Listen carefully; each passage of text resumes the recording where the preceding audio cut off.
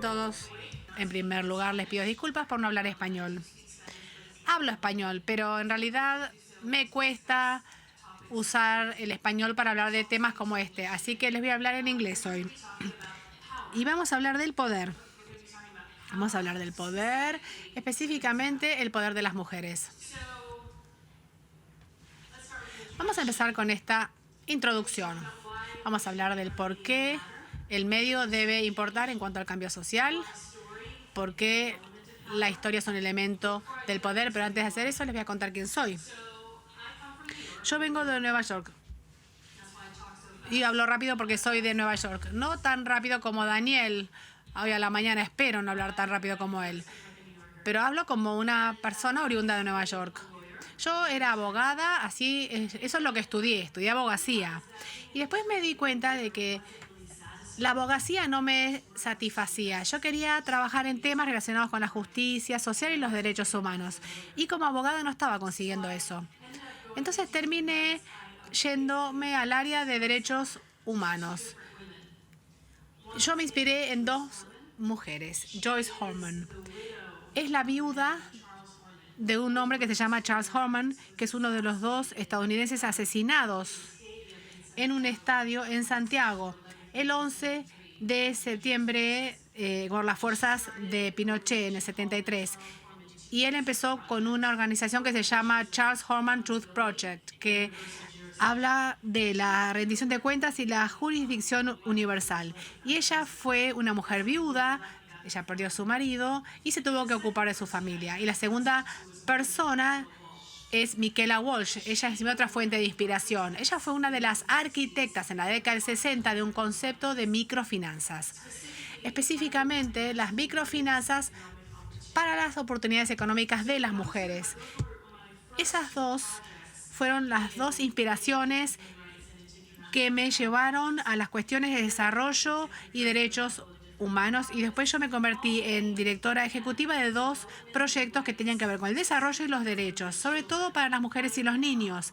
Ahora yo soy más generalista, me dedico a los derechos humanos y al desarrollo internacional, no solo para las mujeres, pero como las mujeres, como nosotras, en todo el mundo, a menudo, ya sea en los Estados Unidos, en Argentina, en África, Europa, Asia, nosotras nos falta poderío estructural. Podemos tener nuestro poder personal, podemos tener otras formas, pero lo que no tenemos es poder político, a veces no tenemos poder económico, poder burocrático, porque nos dejan afuera de esas mesas. Así que por más que yo sea generalista, por más que yo trabaje en cuestiones de derechos humanos en general, muy a menudo la gente que se ve más afectada por las violaciones a los derechos humanos o por cuestiones de desarrollo son mujeres. Así que es algo constante en mi trabajo. Ahora yo tengo una empresa que fundé hace 10 años, que es el Laboratorio de Impacto Creativo, y trabajamos en innovación cultural. Usamos la cultura, la tecnología y la narrativa como las piezas, como los determinantes del cambio social y derechos humanos y el desarrollo. Entonces, a mí me gusta un poco de mezclar mis charlas con teoría antes de pasar a los estudios de caso. Yo empecé con esta suposición. Esta es la base de mi trabajo. Yo creo que la cultura y la narrativa, o la expresión cultural y la narrativa, es el tejido conectivo que nos une como seres humanos. No son ni los datos, ni el derecho, por más que el derecho sea esencial. Son nuestras historias, nuestra narrativa, la forma en que nos relacionamos y cómo nos expresamos unos con los otros. A partir de ahí, yo tengo un marco conceptual que lo llamo el poder de la narrativa. El poder de la narrativa quiere decir que las historias, esas piezas, son motores de cambio. Las historias tienen el poder como algo inherente y eso se convierte en el determinante de cambio. El poder narrativo, que son conceptos narrativos, es la posibilidad de usar la propia historia para conseguir el poder propio. Entonces, cuando uno piensa en el tema del poder, a menudo, como les dije, hablamos del poder económico, del poder político, como los funcionarios electos o las ONG o las corporaciones con sus directivos. Pero cuando uno sabe cómo usar su propia historia, uno ahí ya tiene otra fuente de poder. Entonces yo miro los medios creativos y la expresión cultural como poseedores de poder para contextualizar la necesidad humana, la oportunidad de la experiencia como catalizadores del cambio social. ¿Por qué es importante todo esto? ¿Por qué deberíamos pensar en el poder de las historias, en particular en cuanto a las mujeres? Bueno, porque podemos contar una historia de manera conjunta. Cuando empezamos a contarnos nuestras historias, nos empezamos a conectar entre nosotras y podemos identificarnos y relacionarnos entre sí y podemos entender qué es lo que estamos atravesando cada uno de nosotras. Y así se puede contar una historia compleja. Los datos no te van a decir cuál es la complejidad de un tema, ni te van a decir qué está experimentando cada persona. En cada problema social, ya sea migración, derechos de los refugiados, cambio climático, agua, conflicto político, son temas complejos. No hay nada simple, no hay nada que tenga una sola solución para un solo problema. Todo se intersecta. Entonces, cuando se usa una historia, uno puede graficar todos esos puntos de una manera que nadie más lo puede hacer. Uno puede contar la historia en base a la experiencia propia. Uno puede decir, esto es lo que me pasa a mí. O esto es lo que yo le vi que le pasó a otra persona en ese pueblo, en esa ciudad, en esa universidad o en esa situación o lo que fuera. Luego se puede impulsar y evaluar el impacto cualitativo. No voy a hablar demasiado porque es bastante árido, pero se puede usar la historia como para evaluar la situación que uno tiene y las soluciones propias. Y luego se puede aprovechar o cultivar y diseminar ese poder. El proceso que yo utilizo parece un proceso lineal, pero no lo es. La base de nuestro trabajo es esta línea de acá. Nosotros empezamos con la concientización. A menudo cuando la gente usa las historias, ya sea en películas o en medios inmersivos o cosas por el estilo, uno quiere concientizar a la gente sobre un tema. Esa es la función final, pero eso no genera el cambio. Entonces lo que estamos apuntando es a la concientización como primer paso. Queremos que la gente sea consciente de lo que está ocurriendo, pero después tenemos que involucrarlos. Habrán escuchado este concepto de engagement, de involucrar a los públicos para que se interesen sobre una solución y sobre un tema en particular. Y esto se logra a través de historias y creando un ecosistema de historias. Ese es el concepto de transmedios, asegurarse de crear varias historias que se diseminan en distintas plataformas. Luego se pasa a la acción y después se genera el cambio. Así que la concientización es el primer punto y lo que hacemos en nuestro trabajo, sobre todo como contadoras de cuentos, es la parte del engagement. Somos activistas con las ONG y de manera conjunta podemos generar el cambio. Yo les dije que tenía dos fuentes de inspiración, dos mujeres. Ahí yo empecé a aprender los principios de los derechos humanos y del desarrollo internacional. Y yo aquí aprendí a contar historias. Yo era directora ejecutiva de una organización que se llamaba Kids with Cameras, niños con cámaras.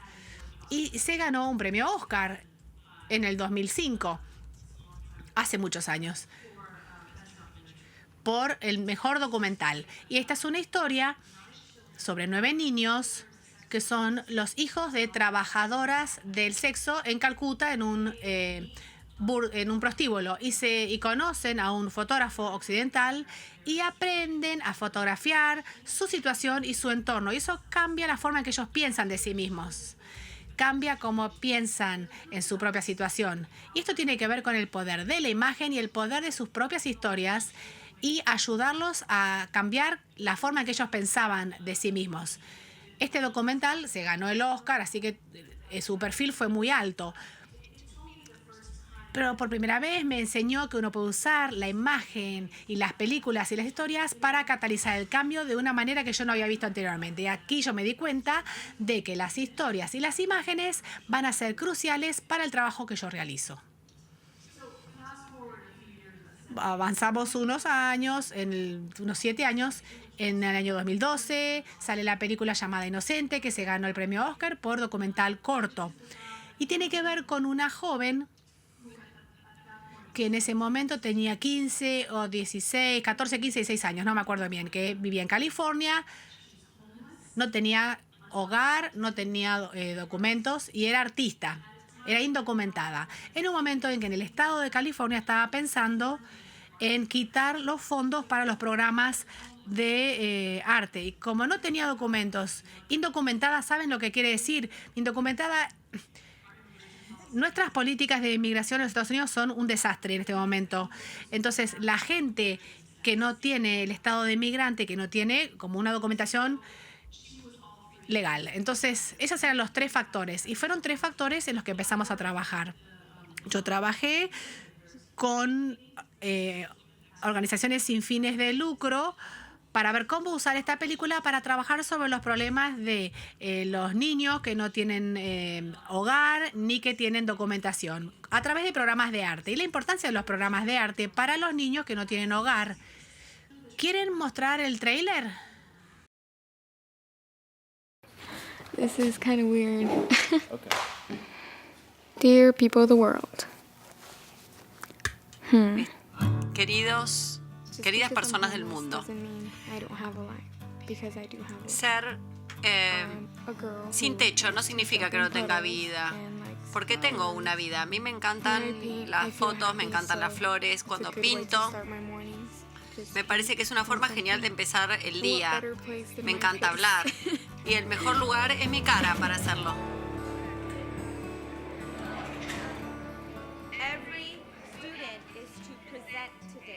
Todos los estudiantes deben presentar hoy. La gente, los chicos del colegio no saben que yo soy sin techo. Probablemente me discriminarían si se enteraran. No tener hogar es no tener un lugar seguro a donde ir.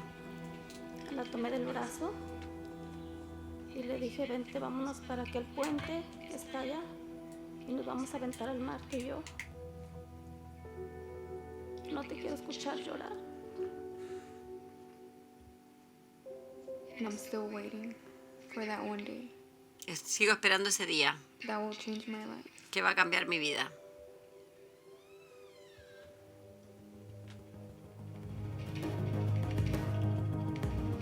I think my life depends on me being an Mi artist. vida I think depende if I don't become an artist, de mi I'd probably not just let característica everyone como down, artista. mostly Creo let que myself down. yo, si no fuera artista, no sería yo misma.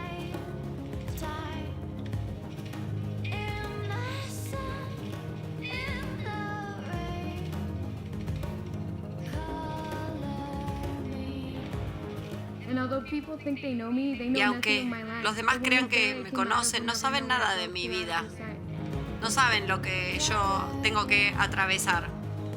Living together right now is not working. There's lots of Vivir juntos no funciona, hay Quisiera mucho abrazarla, estrés. darle los besos que dejé de darle desde que tenía 6 años.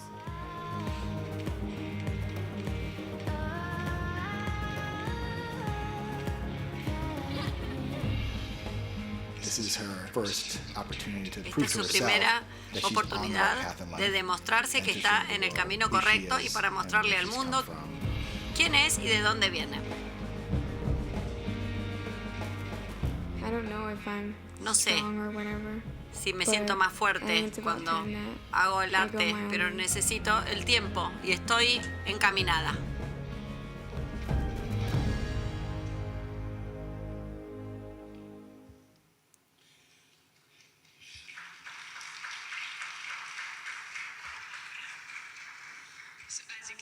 Como pueden ver, la película es hermosa.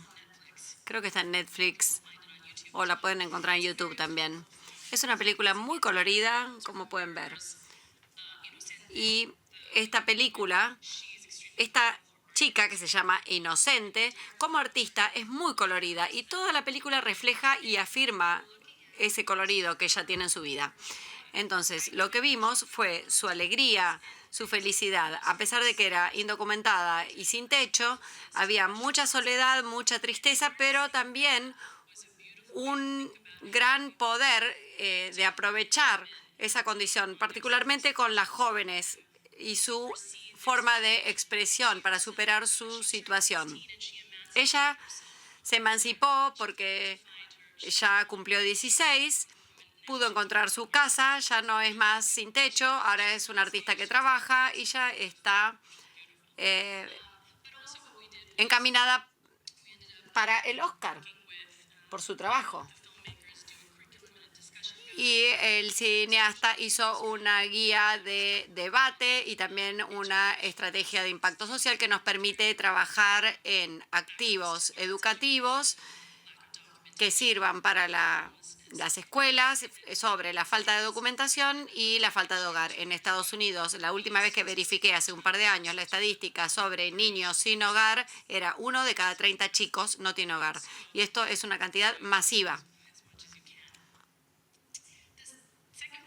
El segundo proyecto que les quiero comentar no necesariamente tiene que ver con las mujeres. Es una película llamada ¿Quién es Dianne Cristal?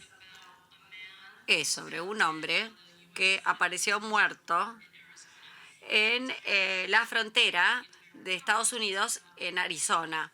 Y todo esto tiene que ver con la muerte en la frontera entre México y Estados Unidos, este proyecto. Entonces, tenemos los derechos de los refugiados y los migrantes en todo el mundo y particularmente lo que está pasando cada vez más en la frontera con México. Esta película es sobre una persona de Honduras, un hombre que apareció muerto a 20 minutos en auto desde el sur de Arizona y tenía un tatuaje en el pecho que decía Dianne Cristal y esto se convirtió en la pista para su identidad. También lo pueden encontrar en Vimeo. La película tiene que ver con la búsqueda para identificar y repatriar su cuerpo. También es el viaje que tomó probablemente él, que muchos hombres y mujeres lo hacen, pero principalmente en este caso es el hombre y también la familia que dejó atrás. Y esto, el efecto proporcional que tienen la migración, el cambio climático, la violencia y la falta de oportunidad. Esto ha sido sufrido por las familias, particularmente las madres en Centroamérica. Entonces, esto es un proyecto transmedia de múltiples plataformas, es una película. Después hicimos un ebook interactivo, pósters y arte original. Hicimos un sitio interactivo que habla de los temas sistémicos relacionados con la migración en Centroamérica, Norteamérica y en el hemisferio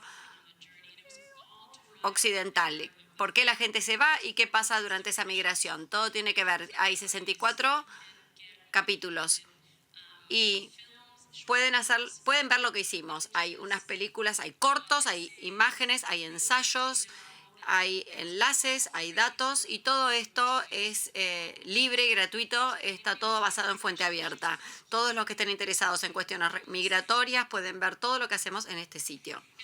Y después hicimos algo que lo llamamos Historias de la Frontera, que es un esfuerzo frente a la comunidad. Si ustedes han visto la película o tienen un familiar que está desaparecido, pueden registrar la historia o grabarla. Después, con respecto a las mujeres, ayudamos a producir en el medio de Phoenix un tributo a las madres de las personas que desaparecieron. Esto fue una victoria política porque ellos no querían que pusiéramos esta instalación. Esto lo hicieron 4 muralistas, este mural, 2 de México y 2 de Estados Unidos, y es un tributo a ellos. También trabajamos para apoyar a la caravana de madres. Hay una caravana de madres que sale de Centroamérica hasta la frontera con Estados Unidos. Hay una comunidad muy pequeña, el Escañito, y de ahí venía este hombre que murió. Entonces trabajamos con ellos en cuanto a acceso al agua, educación y ayudando al hablar con madres cuyos hijos estaban en peligro de migración. Esto fue un proyecto completo y también un conjunto de películas que se llaman Los Invisibles. Esta fue coproducida por Gael García Bernal. Hay una serie de películas entonces, Los Invisibles.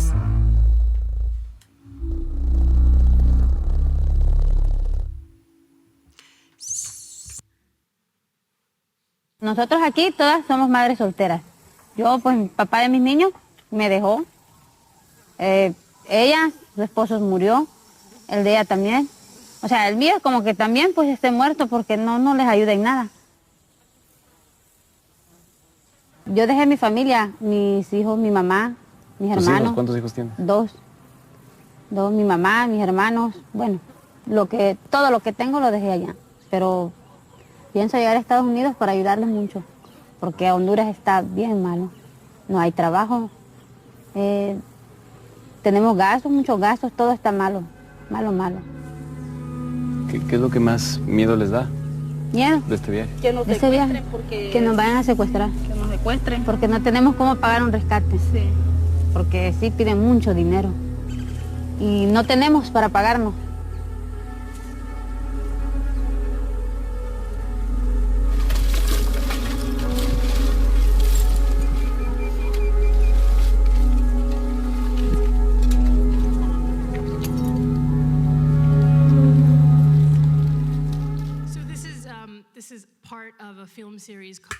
Forma parte de una serie de películas llamadas Los Invisibles, que forma parte de un esfuerzo transmedia y lo pueden encontrar en YouTube, también gratuito, y si trabajan en migración pueden utilizarlos. Estas películas se hicieron en el 2010, hace 8 años, pero los problemas son los mismos e incluso están empeorando, así que tiene que ver con este viaje, este camino y este esfuerzo.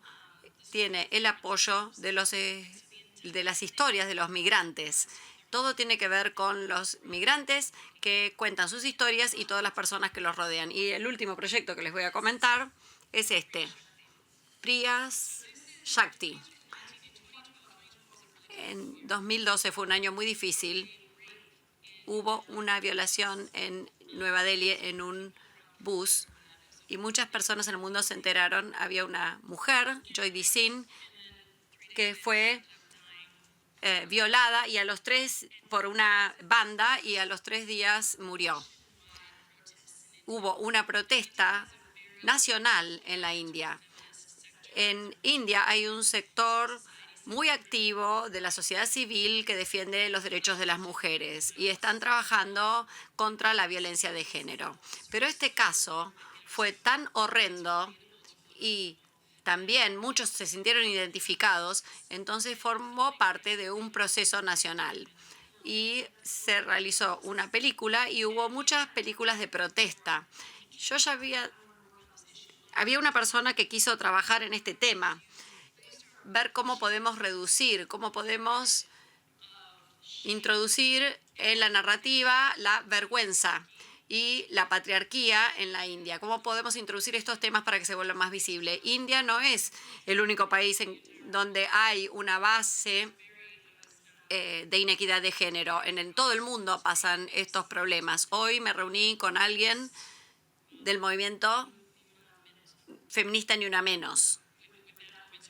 Entonces, hablamos bastante sobre lo que está pasando en Argentina también en cuanto a la violencia de género en contra de las mujeres. En India hubo muchos casos de los que se habló mucho. Y entonces, con Rom y el artista Dan Goldman y otra persona más, fuimos 4, entonces hicimos un libro de cómic de realidad aumentada que crea a Priya, que es un personaje de ficción y es una superheroína. Es la sobreviviente de una violación por parte de una banda y empieza a cuestionar el patriarcado, las normas, utilizando las canciones y el amor. Y ese es su superpoder. ¿Tenemos tiempo para mostrarlo? Les voy a mostrar un poco de qué se trata. Un tráiler.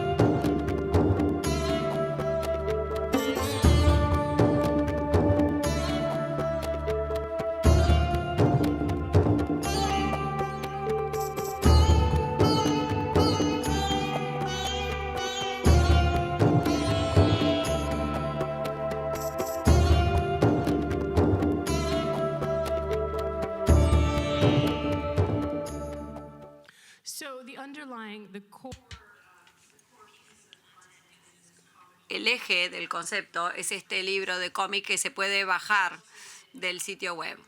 También hicimos copias impresas para chicos que no tenían acceso a tecnología en la India. Y todas las piezas tienen realidad aumentada que les dan contenido extra. También se pueden escuchar las historias de las sobrevivientes. Bajo la ley de la India no se puede divulgar la identidad de una víctima de violación, a menos que él o ella acepten divulgarlo. Entonces, muchas veces tienen voces originales o tienen las voces de actrices y se escuchan las historias. Entonces, es la historia de la gente los que empiezan a ser un factor de cambio, un agente de cambio. Y ahora ya estamos por el tercer volumen. Este es el primer volumen. El otro tenía que ver con el ataque ácido y el tercero con el tráfico, la trata de personas. Entonces, hay distintos tipos específicos de violencia de género que abordan estas series. Entonces, los mensajes clave. Lo que tratamos de hacer es asegurarnos de trabajar con las comunidades, es decir, la participación centrada en las comunidades. Siempre son historias. Nosotros somos como el canal por donde se cuenta la historia. Estamos tratando de generar conciencia e ir más allá de eso también. Y las plataformas, nos tratamos de asegurar que sean plataformas culturalmente apropiadas. En cuanto a los derechos de las mujeres, en particular la problemática de género, cuando hablamos de los derechos de mujeres, hablamos de la disparidad. Las cuestiones de mujeres, las problemáticas de las mujeres tienen que ver con muchísimas otras cosas y gracias, Lina. Son horizontales. Entonces, muchísimas gracias. Si tienen preguntas. Okay. ¿Está trabajando? ¿Sí? ¿Sí? Ok, perfecto. Gracias, Lina. Es muy interesante ver cómo las técnicas profesionales de trabajo pueden ser utilizadas para diferentes fines. Y es muy interesante ver cómo utilizas vos estas herramientas para los temas de género.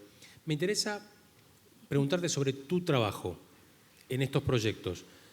Tú trabajas con directores, tú no eres la directora del proyecto, eres la productora. ¿Cuál es tu rol en el desarrollo de la estrategia transmedia? Tomando algún ejemplo.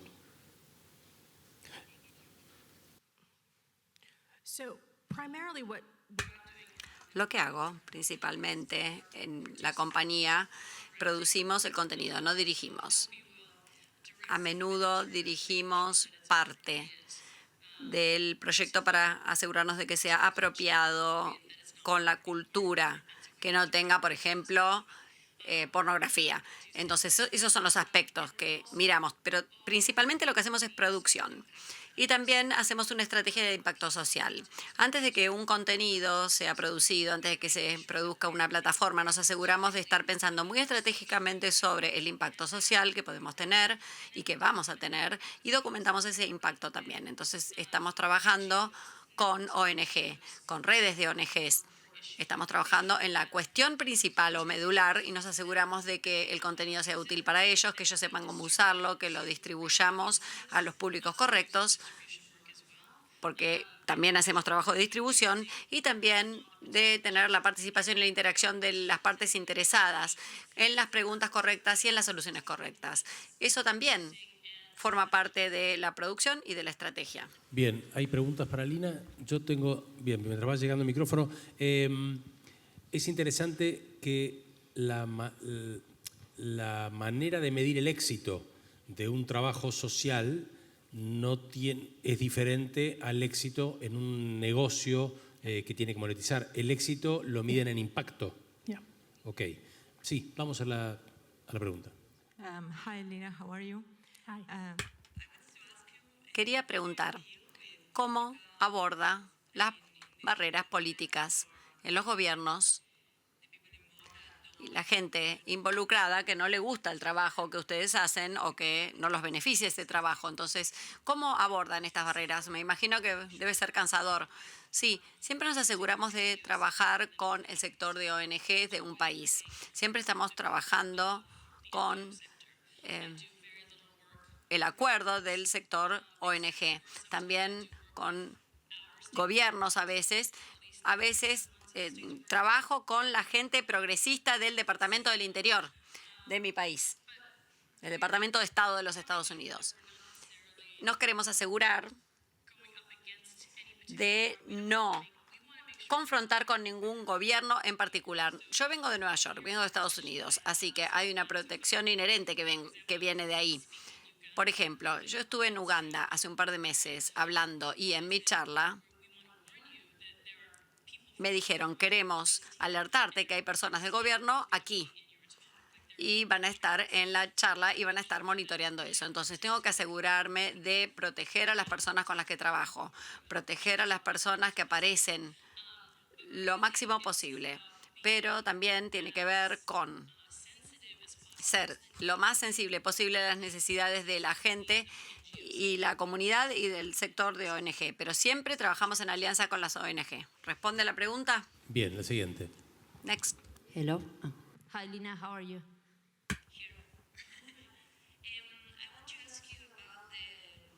Quisiera saber si nos puede dar las claves o los factores claves. Si yo quiero crear contenido con impacto social, ¿cómo puedo hacerlo?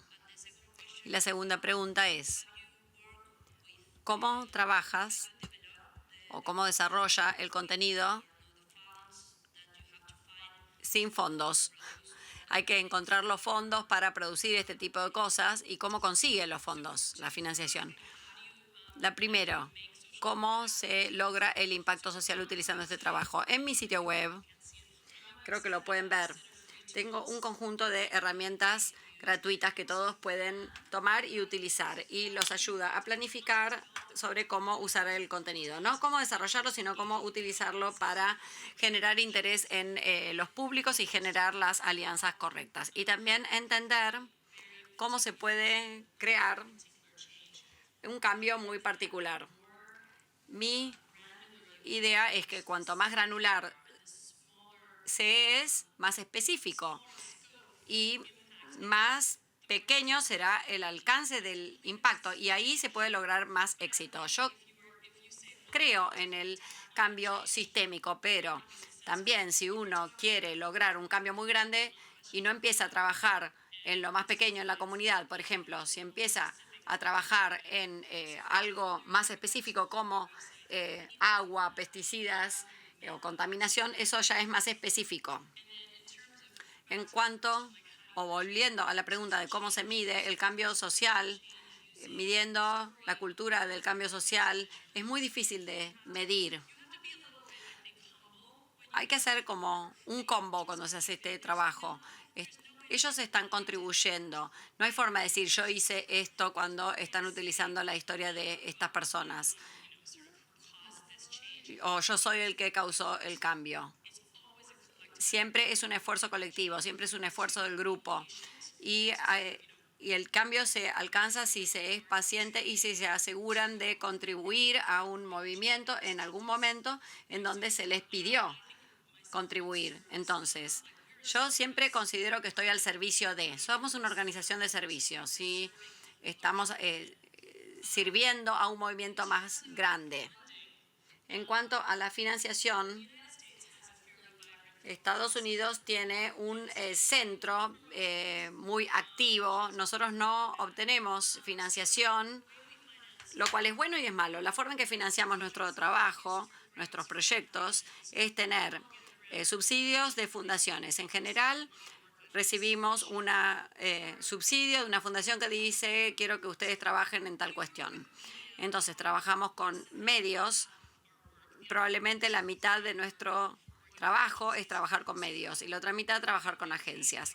Así que nos pagan los clientes, nos pagan las agencias, hacemos algunos productos específicos pero finalmente, principalmente se trata de financiación Lina. Thank you so filantrópica. much. Thank you. Yes, sir.